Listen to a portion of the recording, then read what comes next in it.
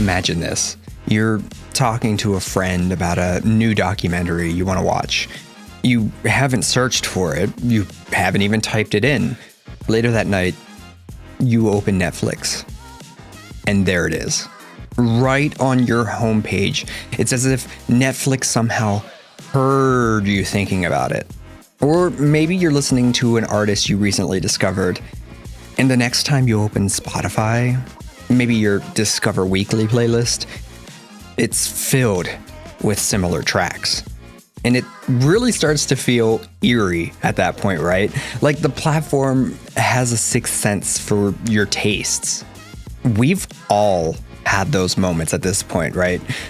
Where it feels like these platforms are somehow just listening, anticipating what we want, even before we know it ourselves. It's, quite frankly, unsettling. But it's also very fascinating if you're like me. How do they manage to get it so right? And is it all just data, or is there something more going on? Welcome to Beyond the Stream. I'm Shawn Fraine, and today we're diving into the world of digital personalization. How platforms like Netflix, Spotify, and others seem to just know us so well. In this episode, we'll uncover the secrets behind these recommendation algorithms, exploring both the technology that drives them and the psychology that keeps us coming back for more. Personalization isn't just a tech trick. It's become central to how we interact with digital entertainment, shaping what we see, what we hear, and even what gets produced. It taps into something deeper, our desire to feel seen and understood, to feel like these platforms just get us on a personal level. But this kind of precision in recommendation also brings up questions about how much control we really have over what we consume and how we even see ourselves. Today, we'll unpack the mechanics of these recommendation systems, explore why they resonate with us psychologically, and discuss what it means for us as individuals in an algorithm-driven world. By the end of this episode, you'll have a clearer picture of what's happening behind the scenes, and maybe a few things to think about as you engage with these platforms in your own life.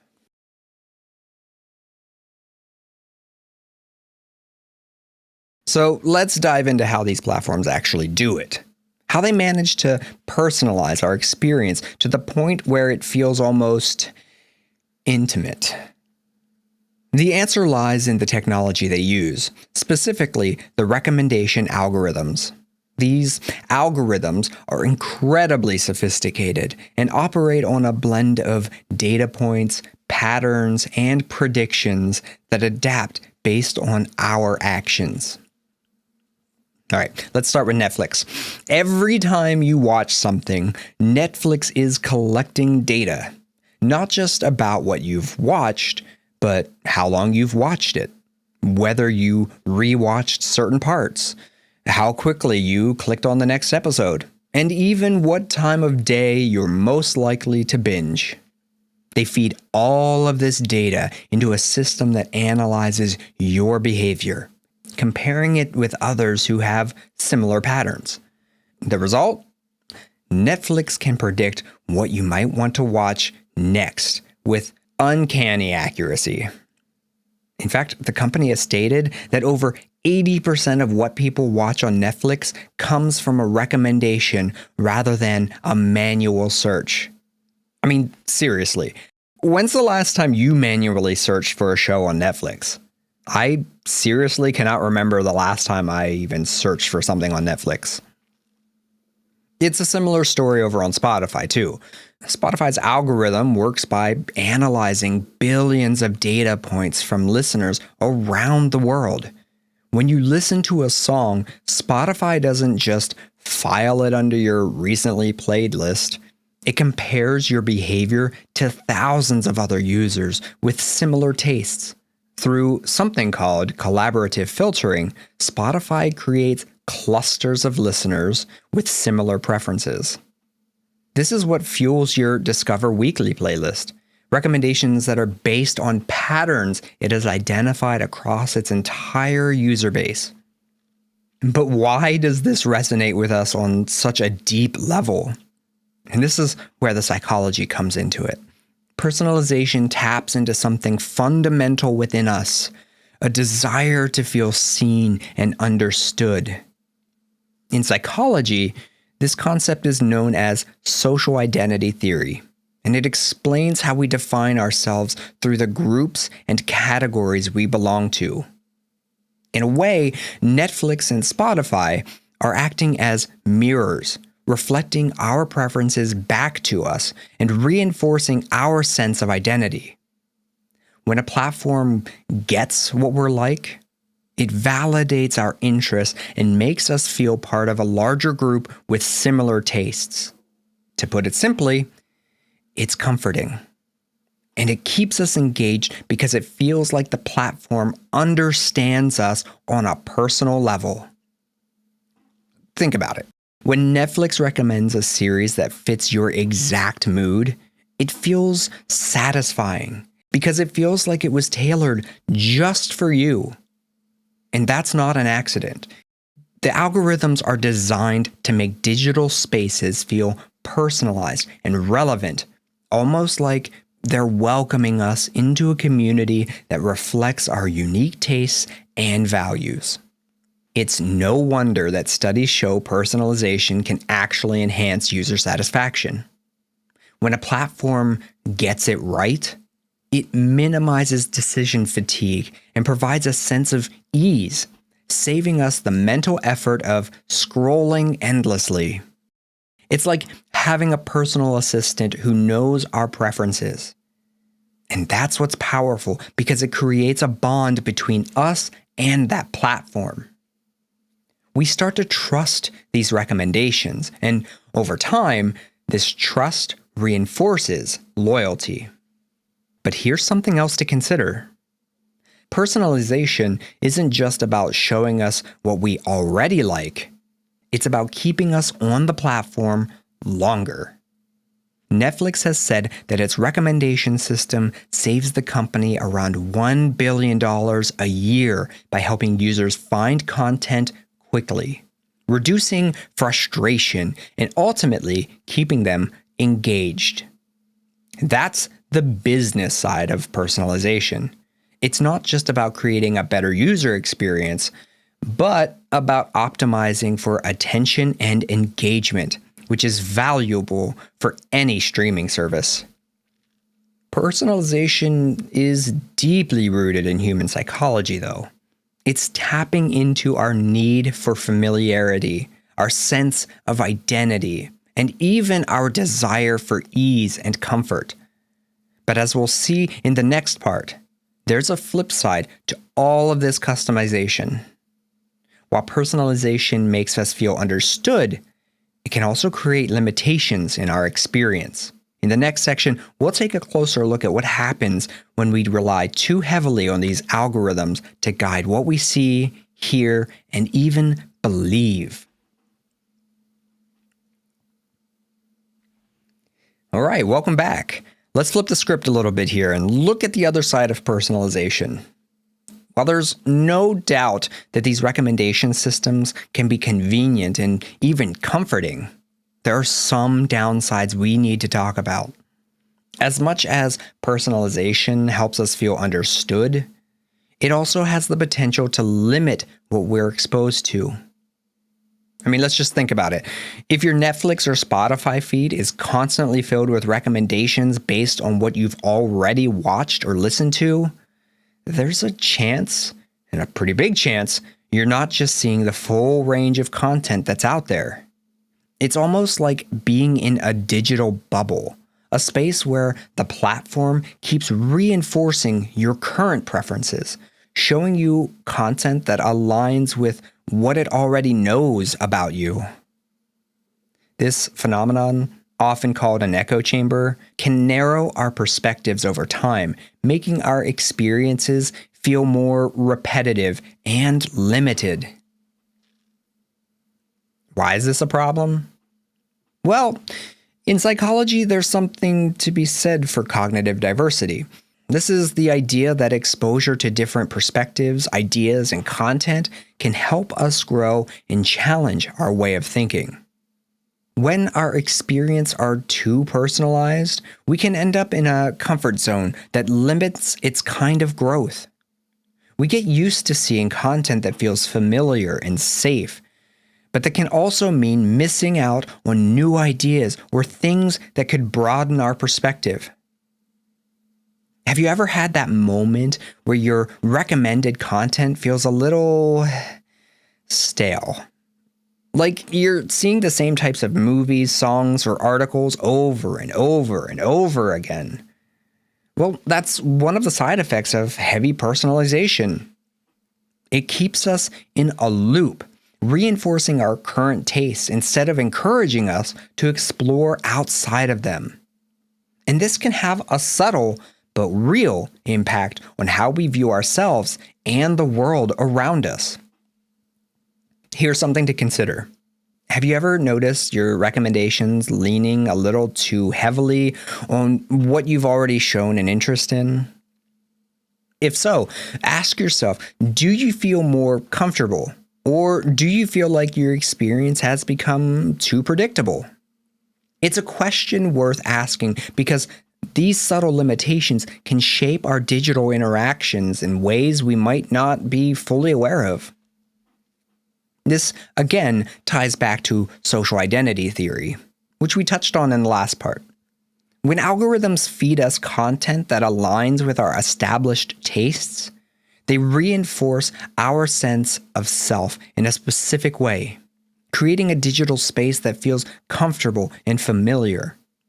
But this can also become restrictive because it strengthens a certain version of our identity without necessarily encouraging us to expand or adapt.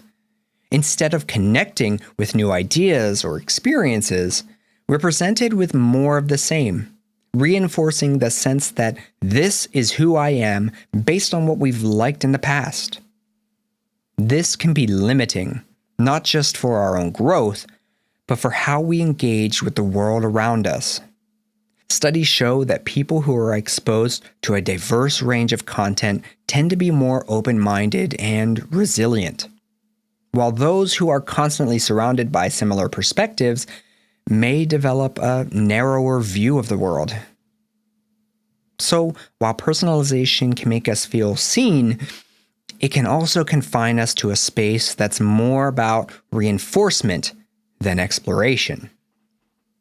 And here's where it gets rather interesting from a psychological perspective anyways. When we only see content that mirrors our tastes and interests, our sense of autonomy, our ability to freely choose what we engage with can be subtly impacted. It's a bit like having an invisible guide directing us towards a specific path. Over time, we might find ourselves relying more and more and more on these algorithms to shape our experience, which can reduce our motivation to actively explore new things. This isn't to say that personalization is inherently bad. In many ways, it's a fantastic tool that saves us time and makes our digital spaces feel curated. But as we continue to use these platforms, it's worth being aware of the potential downsides. When we rely too heavily on recommendations, we may give up some of our agency, allowing algorithms to shape our experience and, in a way, our identity. While personalization helps us feel understood, it can also limit our exposure to diverse perspectives, which is something to keep in mind as we engage with any of these platforms, from Netflix to Twitter to LinkedIn to any of these platforms. As convenient as it is to see familiar content, there's value in stepping outside the bubble every now and again, actively seeking out new experiences that can broaden our view and enrich our sense of self. We've talked a lot about how personalization works today and some of the challenges it brings. But what's next? How might these systems evolve, and what could that mean for the future of digital communities? Personalization is only getting more sophisticated. Right now, a lot of these companies focus primarily on content recommendations based on past behaviors. But what if they could predict what you'd want to watch or listen to before you even knew it? We're entering an area where personalization is moving beyond passive recommendations and starting to incorporate deeper layers of behavioral data, from real-time actions to emotional cues. Imagine a platform that not only knows your preferences, but adjusts based on your mood, your location, and even the time of day. Some of the more advanced systems under development now aim to create dynamic digital environments that adapt to you in real time. For example, a streaming platform could use emotion AI to adjust your recommendations based on your current mood, gauged by subtle cues like your interaction speed or your viewing habits at different times. If you're winding down after a long day at work, it might suggest relaxing content, whereas on a Friday night, it might offer something more lively and social. This level of personalization is being designed to feel almost human, like having a friend who knows what you need in that moment. We're also seeing early signs of a shift towards social graph integration. Imagine if platforms like Spotify could recommend songs not just based on your taste, but also on what your friends or people in your network are listening to. Netflix could do something similar, suggest shows or movies that are trending among your friends or within specific communities you're a part of. This kind of connected personalization could deepen our sense of community in digital spaces, making our online experiences feel more social and shared, even if we're consuming content on our own. There's also this idea of creating virtual communities within platforms, where users with similar tastes can connect and interact around shared interests. We're already seeing hints of this with newer companies. But even with older ones, collaborative playlists, for example, where users can build and curate playlists together. In the future, we might see platforms that use personalization to actually bring people together, creating a sense of social presence around shared content rather than individual viewing or listening. And this raises an interesting question. Could personalization evolve from simply showing us relevant content to actually fostering connections? Imagine if a platform could suggest not only a show to watch, but a virtual watch party with people who share your tastes. Or if it could connect you with others who have similar playlists, letting you discover music in a social setting. As personalization becomes more context-aware and community-focused, it could transform digital spaces into more social, interactive environments, where content isn't just tailored to our tastes, but shared with others in real time. Of course, these advancements also come with some challenges. With platforms gaining deeper insights into our behavior, there are bound to be privacy and ethical concerns.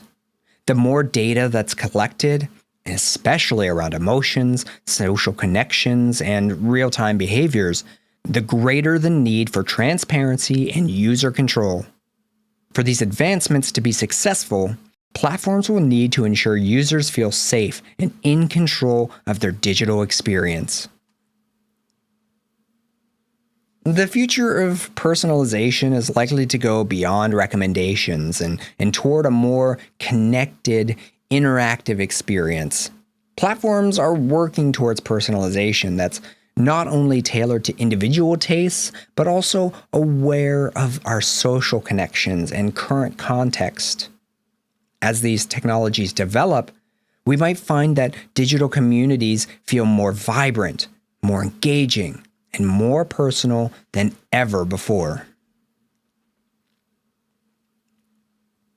Today, we've explored both sides of personalization, how it shapes our digital experiences, reflects our preferences, and even reinforces our sense of identity. On one hand, these recommendation systems are powerful tools. They make our online experiences feel intuitive, familiar, and tailored to our tastes, helping us feel understood and saving us time. In many ways, they enrich our interactions with digital platforms. But there's also the flip side. When we rely too heavily on personalization, we risk narrowing our exposure, creating digital echo chambers that limit our perspectives. Instead of freely exploring the vast world of content out there, we find ourselves in a more curated bubble, one that feels comfortable, but may hold us back from experiencing new ideas or challenging our thinking. Whether you like it or not, personalization is here to stay, and it's only going to get more sophisticated. As these technologies evolve, they'll continue to shape how we engage, what we consume, and even how we define ourselves. But maybe the key takeaway here is balance. Personalization is a tool. It can enhance our experience, but it's up to us to use it mindfully. Here's my challenge for you this week. Try to step outside your algorithm-driven recommendations. Watch, listen to, or read something completely outside of your typical choices. Explore a new genre. Check out a topic you wouldn't normally engage with and see what you find.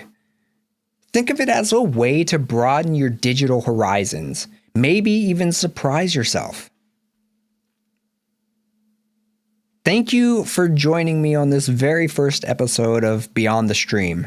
Next week, we'll be diving into the world of streaming models and exploring the rise of ad-supported and premium subscriptions. It's a natural follow-up to today's conversation, as these models affect the way we access and engage with content, and even influence the recommendations we receive. I promise it's going to be a fascinating look at how streaming is evolving, and I hope you'll tune in. Thanks again for listening, and I'll catch you in the next episode.